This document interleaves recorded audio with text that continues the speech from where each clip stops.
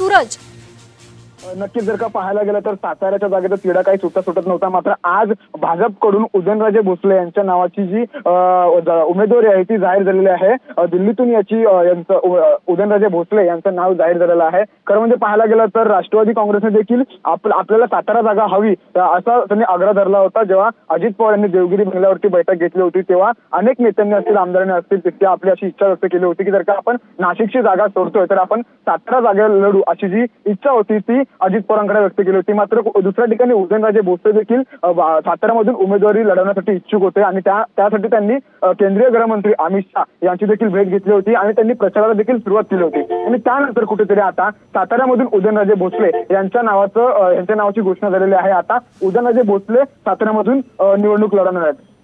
अगदी धन्यवाद सूरज आपण दिलेल्या माहितीसाठी. तर आपण साताऱ्यातून एक महत्त्वाची बातमी पाहतोय, ब्रेकिंग न्यूज पाहतोय. साताऱ्यामध्ये भाजपनं उदयनराजे यांना उमेदवारी जाहीर केलेली आहे. त्यामुळे आता साताऱ्यामध्ये उदयनराजे भोसले विरुद्ध शशिकांत शिंदे अशी लढत होणार आहे. कालच साताऱ्यामध्ये शशिकांत शिंदे यांनी उमेदवारी अर्ज दाखल करत मोठं शक्ती प्रदर्शन केलं होतं आणि आज भाजपनं उदयनराजे यांना उमेदवारी जाहीर केलेली आहे. उदयनराजेंना साताऱ्यामधून आता उमेदवारी जाहीर केल्यामुळे आता शशिकांत शिंदे विरुद्ध उदयनराजे अशी लढत होणार आहे. आताची महत्त्वाची बातमी आपण पाहतोय, साताऱ्यामध्ये उदयनराजे भोसले यांना उमेदवारी भाजपनं जाहीर केलेली आहे. गेल्या अनेक दिवसांपासून साताऱ्यातून कुणाला उमेदवारी मिळणार याची उत्सुकता होती. साताऱ्याच्या जागेचा तिढा कायम होता. अनेकदा बैठका झाल्या, चर्चा झाल्या, मात्र तिढा सुटत नव्हता. मात्र आज साताऱ्यासाठी उदयनराजे भोसले यांना उमेदवारी भाजपनं जाहीर केली आहे. दिल्लीमधून ही उमेदवारी जाहीर केली याची माहिती आपल्याला मिळते.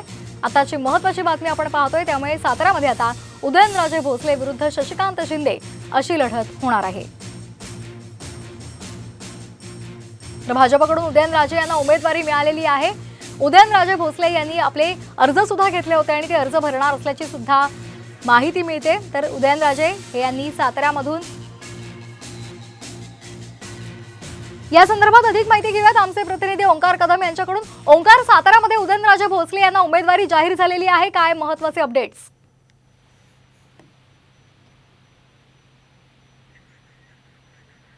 ओंकार, माझा आवाज ऐकू येतोय?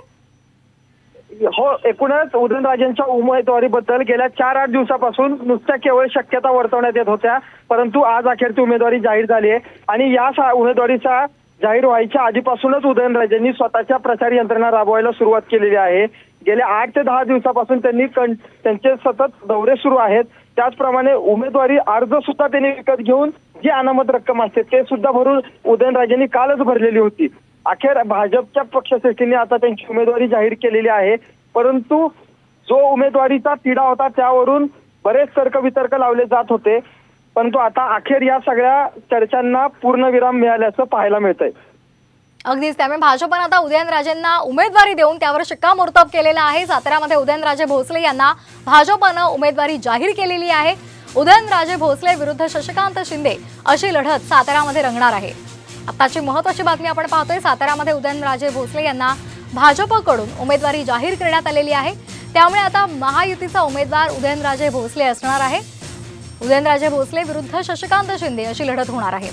याआधीच उदयनराजे यांनी अर्ज सुद्धा खरेदी केले होते, त्याचबरोबर त्यांनी अनामत रक्कम सुद्धा भरलेली होती.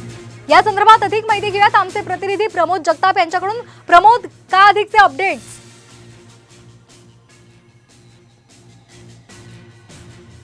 लोकसभेचे उमेदवारी अर्ज भरण्यासाठी अगदी शेवटचे काही दिवस बाकी असताना साताऱ्यामधून भारतीय जनता पार्टीकडून उदयनराजे भोसले यांच्या नावावरती अखेर शिक्कामोर्तब करण्यात आलेला आहे. त्यामुळे एक प्रकारे साताऱ्याची जागा राष्ट्रवादी काँग्रेस पक्ष म्हणजे अजित पवार यांच्या पक्षानं भारतीय जनता पक्षाला सोडलेली आहे हे आता स्पष्ट झालेलं आहे. साताऱ्यामध्ये भारतीय जनता पार्टीचे उदयनराजे भोसले विरुद्ध राष्ट्रवादी काँग्रेस शरदचंद्र पवार पक्षाचे शशिकांत शिंदे यांच्यामध्ये सामना रंगणार आहे. यापूर्वी देखील जर आपण बघितलं तर 2019 साली देखील अशाच पद्धतीचा सामना जो आहे तो रंगलेला होता. राष्ट्रवादीकडनं जर आपण बघितलं त्यावेळेस राष्ट्रवादी काँग्रेस पक्षाचा एकत्र राष्ट्रवादी काँग्रेस पक्ष होता.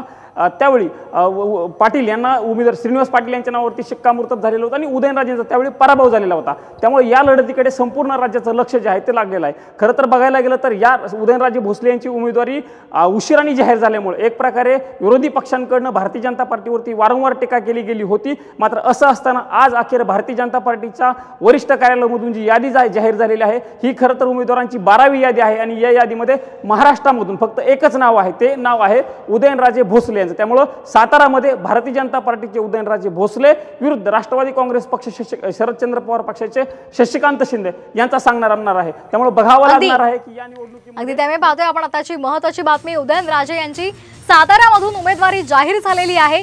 भाजपकडून उदयनराजे यांना उमेदवारी देण्यात आलेली आहे। भाजपने आपली 12वी यादी जाहीर केलेली आहे आणि त्यामध्ये उदयनराजे भोसले यांची त्यांनी उमेदवारी जाहीर केली आहे। त्यामुळे साताऱ्यातून आता शशिकांत शिंदे विरोधात उदयनराजे अशी लढत होणार आहे। या संदर्भात अधिक माहिती घेऊयात आमचे प्रतिनिधी ओंकार कदम यांच्याकडून। ओंकार, का अधिकचे अपडेट्स मिळत आहेत? भाजपने उमेदवारी जाहीर केलेली आहे उदयनराजे भोसले यांना आणि त्यामुळे आता उदयनराजे भोसले समर्थकांमध्ये आनंद आणि उत्साहाचं वातावरण पाहायला मिळतंय। नक्कीच उदयनराजेंची उमेदवारी जाहीर झाल्यापासून आता उदयनराजे समर्थकांमध्ये आनंदाचं वातावरण पाहायला मिळतंय। गेल्या 4 दिवसापासून या चर्चांना उधाण आलं होतं की आज उमेदवारी जाहीर होते की उद्या, परंतु उमेदवारी जाहीर न झाल्यामुळे कार्यकर्त्यांमध्ये नाराजीचा एक सूर होता। परंतु आता उमेदवारीवर शिक्कामोर्तब झाल्यापासून कार्यकर्ते हे आनंदाच्या वातावरणात पाहायला मिळत आहेत। त्याच पद्धतीनं आता ही थेट लढत होईल, आमदार शशिकांत शिंदे विरुद्ध उदयनराजे ही अशी थेट लढत होईल। कालच शशिकांत शिंदे यांनी त्यांचा उमेदवारी अर्ज दाखल केलेला आहे आणि उदयनराजेंचा उमेदवारी अर्ज हा 18 तारखेला दाखल करण्यात येणार असल्याची प्राथमिक माहिती आता त्यांच्या सूत्रांकडून माहिती आता उपलब्ध होताना पाहायला मिळते। अगदी धन्यवाद ओंकार आपण दिलेल्या या माहितीसाठी। तर भाजपने उदयनराजे यांना उमेदवारी जाहीर केलेली आहे, 12वी यादी आली आणि त्यामध्ये उदयनराजे भोसले यांचं नाव आहे आणि त्यामुळे आता उदयनराजे समर्थकांमध्ये आनंद पाहायला मिळतोय। पहिल्या आणि दुसऱ्या यादीमध्ये ज्या वेळेला नाव आलं नव्हतं उदयनराजे भोसले यांचं, त्यावेळेला त्यांच्या समर्थकांनी उघडपणे नाराजी व्यक्त केली होती आणि त्याचबरोबर त्यानंतर लगेचच उदयनराजे भोसले यांनी दिल्लीमध्ये ते गेले होते आणि त्यांनी अमित शहा यांची सुद्धा भेट घेतली होती। त्यामुळे उमेदवारी कुणाला मिळणार याची उत्सुकता प्रत्येकाला लागून होती। मात्र उदयनराजे भोसले यांनी वारंवार उमेदवार आपणच असणार असा विश्वास सुद्धा व्यक्त केला होता आणि तोच विश्वास आता सार्थक ठरल्याचं आपल्याला पाहायला मिळतंय, कारण भाजपनं साताऱ्यामधून उदयनराजे भोसले यांना उमेदवारी जाहीर केलेली आहे। कालच साताऱ्यामध्ये शशिकांत शिंदे यांनी आपला उमेदवारी अर्ज दाखल केला होता। साताऱ्यामध्ये महाविकास आघाडीनं शक्ती प्रदर्शन सुद्धा केलं होतं आणि त्यावेळेला त्यांनी भाजपवर आणि महायुतीवर घणाघात सुद्धा केला होता, कारण त्यावेळेला साताऱ्यामधून महायुतीनं कुणालाच उमेदवारी जाहीर केली नव्हती। मात्र आज तातडीनं भाजपनं उदयनराजे भोसले यांना उमेदवारी जाहीर केलेली आहे आणि त्यानंतर आता उदयनराजे भोसले विरुद्ध शशिकांत शिंदे अशी लढत आता सर्वांना पाहायला मिळणार आहे। साताऱ्याच्या जागेचा तिढा गेल्या अनेक दिवसांपासून होता आणि त्या संदर्भात बैठका होत होत्या, चर्चा होत होत्या, मात्र उमेदवारी कोणाला मिळणार हे मात्र अद्याप निश्चित होत नव्हतं आणि त्या संदर्भात आता आज भाजपनं साताऱ्यामधून उदयनराजे भोसले यांना उमेदवारी देऊन त्यांना जाहीर करून उमेदवारी शिक्कामोर्तब केलेला आहे। तर साताऱ्याची जागा कुणाला मिळणार, भाजपला मिळणार की त्यावर अजित पवार गटाला ती जागा मिळणार, या संदर्भात चर्चा सुरू होत्या, वेगवेगळी विधानं होत होती, तर्क वितर्क लढवले जात होते। मात्र आज भाजपनं साताऱ्यामधून उदयनराजे भोसले यांना उमेदवारी जाहीर करून या सर्व चर्चांना आणि तर्क वितर्कांना पूर्ण विराम दिलेला आहे। उदयनराजे भोसले यांना उमेदवारी जाहीर करण्यात आली आहे। तर भाजपचे चंद्रकांत पाटील आपल्याबरोबर फोनवरून जोडले गेलेले आहेत। चंद्रकांत पाटीलजी, आपण पाहतोय भाजपनं आज उदयनराजे भोसले यांना उमेदवारी जाहीर केलेली आहे, इतका विलंब का झाला भाजपला उमेदवारी जाहीर करायला त्यांच्यासाठी?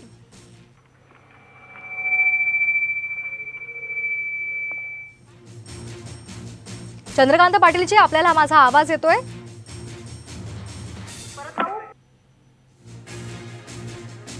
तर आपण पाहतोय साताऱ्यामधून भाजपनं उदयनराजे भोसले यांना उमेदवारी जाहीर केलेली आहे आणि त्यामुळे आता उदयनराजे भोसले यांच्या समर्थकांमध्ये आनंद पाहायला मिळतोय।